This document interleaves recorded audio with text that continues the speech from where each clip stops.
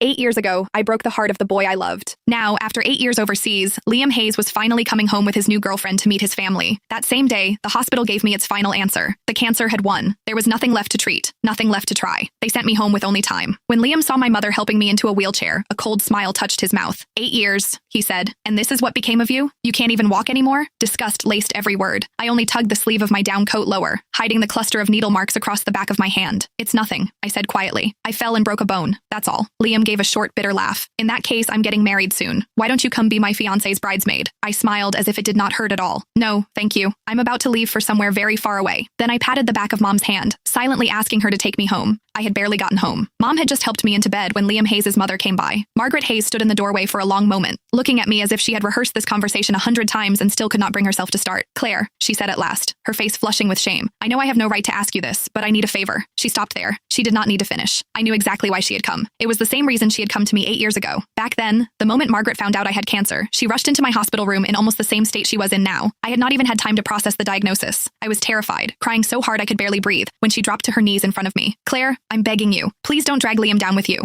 He's just been accepted into a program overseas. If he finds out you have cancer, he'll never agree to leave. You and Liam have known each other your whole lives. You've loved each other for so many years. So please, for my sake, let him go. Break up with him. I've arranged everything. I found a boy to help. All you have to do is pretend to kiss him downstairs. Let Liam see it. Make him believe you betrayed him. Then break up with him. That's all. Because of those words, the first thing I did after being diagnosed was not schedule more tests or begin treatment. Instead, I put on the coldest face I could manage, pretended to cheat, forced Liam to hate me, and drove him out of the country without mercy. Sure enough, a second later, Margaret looked at me with guilt in her eyes. Claire, please don't blame me. I had no choice. Liam's girlfriend now was his classmate overseas throughout graduate school and his doctoral program. They're perfect for each other. I really don't want to ruin such a good marriage. You know Liam, he adored you when you were kids. If he finds out the truth about what happened back then, I'm afraid, her voice shook. I'm afraid he'll throw everything away again. So could you stay away from him for a while? You don't have much time left anyway, do you? In your condition, you shouldn't be going out, don't you think? The moment Margaret said those words, my mother grabbed a pack of adult diapers from beside the bed and slammed it down so hard the mattress shook. Seeing that she was about to lose her temper, I quickly tugged at her sleeve and softened my voice. Mom, please. It took several seconds before she managed to hold herself back. Only then did I look back at Margaret.